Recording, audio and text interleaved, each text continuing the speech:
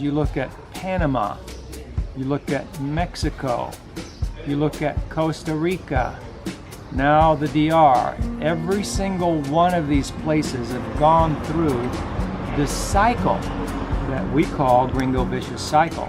Hello and welcome to our Retire Early lifestyle. Have you noticed something lately? The same people who sold you paradise for $500 are suddenly making why I'm leaving videos.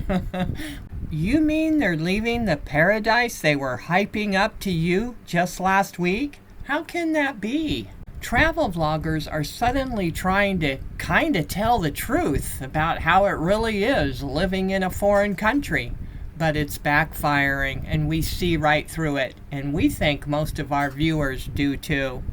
One consultant gal is trying really hard to sort of backtrack without showing herself. The whole 20-minute video is minimizing all the negatives while she sprinkles the listeners with fairy tale soup. If you're considering moving abroad, here's a tip for you. When you watch a YouTuber playing down the expat challenges and other negatives about a country, that's just another way to sell you the expat dream. The latest tweak coming out of the promoter's toolbox is telling you the challenges and bureaucratic hoops up front now, all the while downplaying them as if they don't matter. Don't worry, you'll get through these challenges over time, they say. It almost feels like they are coddling the viewer now, and it's a clown show to watch. Do you need to be coddled like a baby about what it's really like living abroad? They must not be telling people a lot of things about living in Vietnam, as many expats are leaving the country in droves.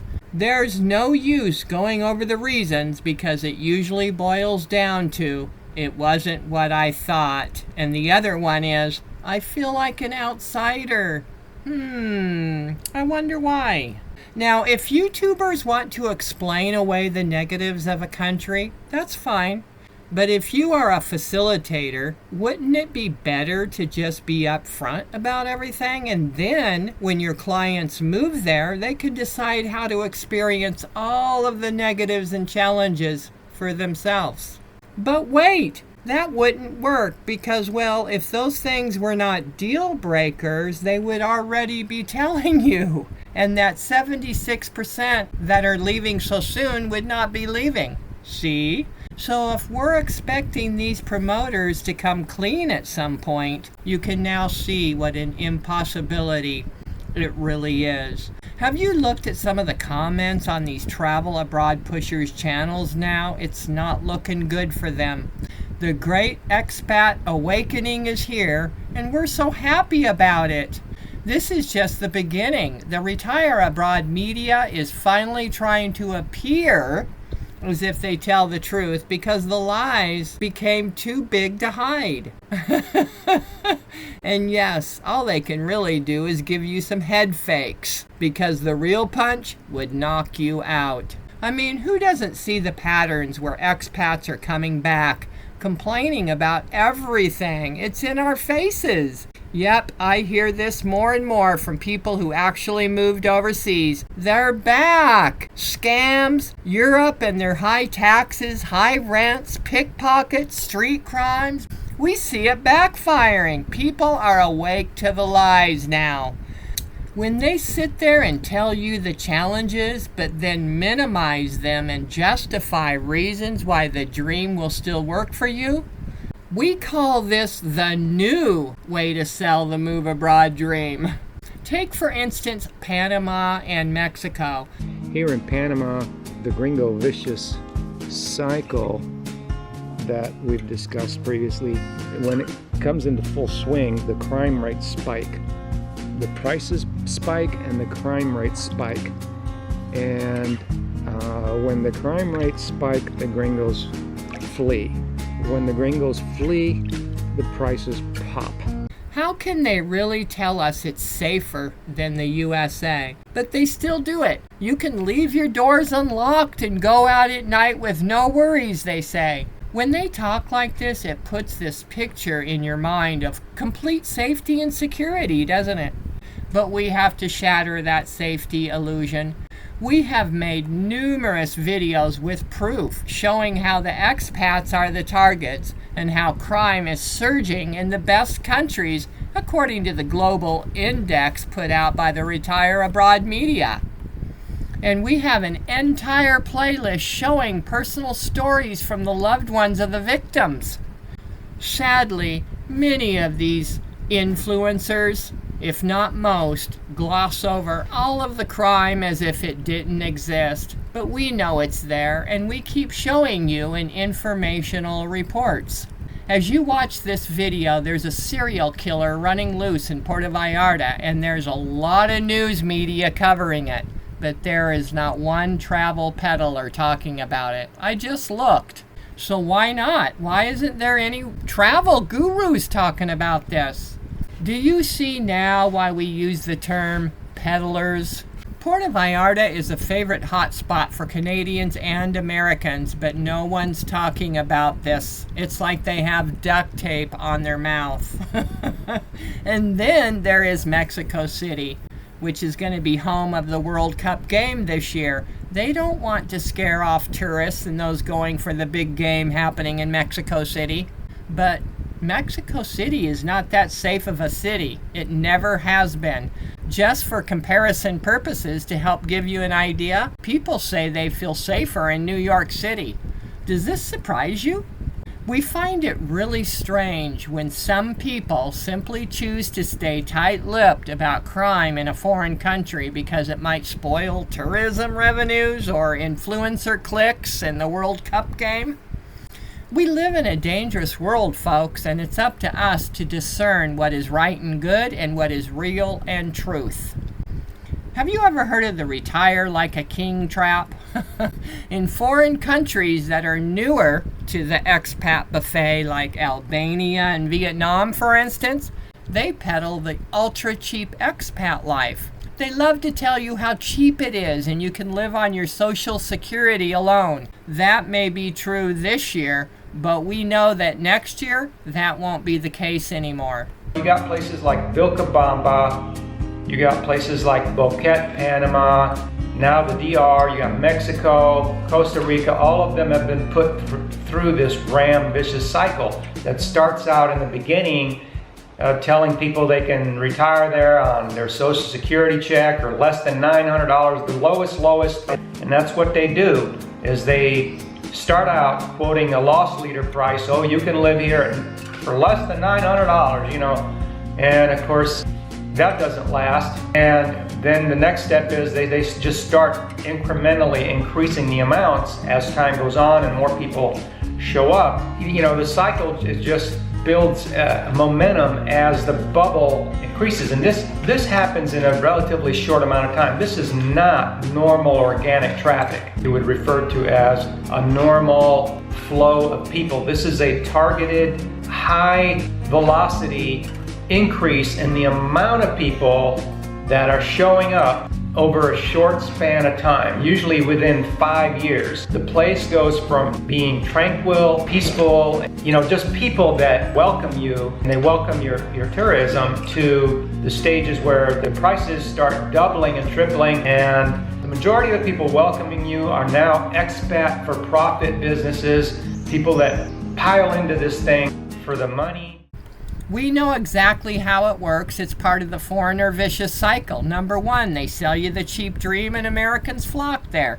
2, rents and prices increase. 3, Americans with more money move there. 4, the governments provide tax incentives and investment schemes. 5, rents and prices, particularly the housing markets, increase exponentially along with crime, and now only rich people can afford to move there. Vietnam and Albania are both in stage 3 right now.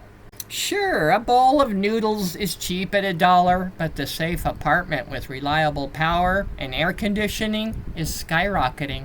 And please, folks, let's get over the $200 rent thing. A studio is not living like a king. A studio is a glorified shed. Got that?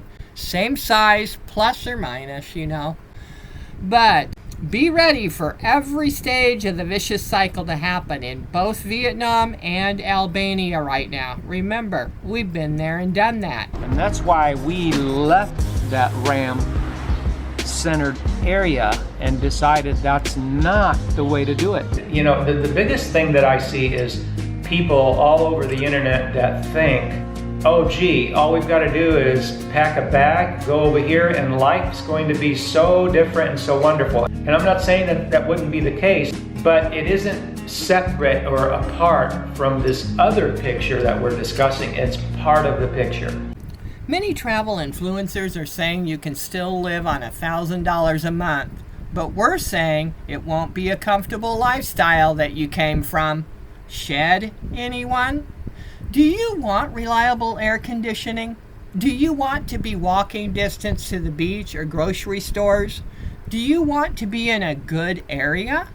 Do you want a few luxuries in your apartment, like a comfortable mattress and plenty of dishware and maybe even views? Well, for a comfortable lifestyle in Albania, you're looking at around $2,000 or more for a couple in June of 2026. And here is the estimated monthly budget for a comfortable lifestyle. Total is approximately $1,400 to $2,600 per month, depending on the city. Tirana, where everyone wants to go, is about $2,600 per month now. And the smaller cities, little coastal towns that just don't really have anything over there, they're $1,400 now. Okay, so if you speak Albanian and negotiate, you will possibly be able to get the lower side of around $1,500 cost of living for two people.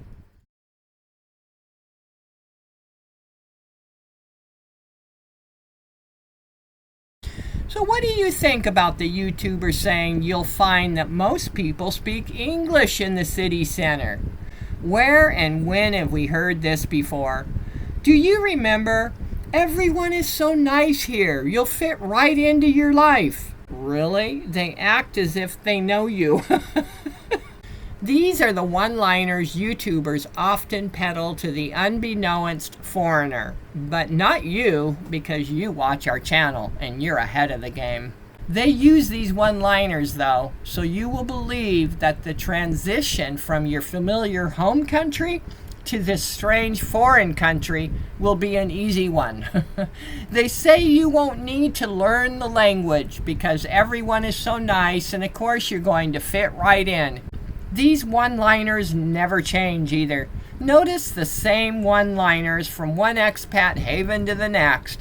We know, we've been following and living this beat for 15 years.